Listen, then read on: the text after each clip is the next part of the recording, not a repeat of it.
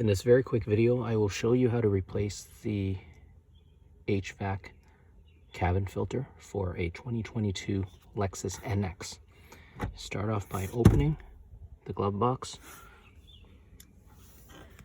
Then you pull that out like that. You separate it, and then you gotta pinch each end inward a little bit in order to release the whole glove box.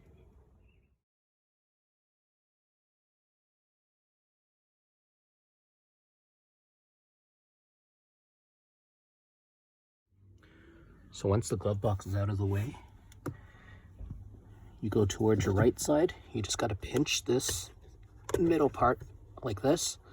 So once it releases, you pull to the right and it comes off like that. So if you want to put it back, you just have to do the opposite of what you did. It's got to go into, the prongs have to go into their slots first and then closes back up, okay? So pinch this, get this out of the way, and then you just pull out the filter, and that's it. And then you replace it with a new one, and installation is the opposite of removal.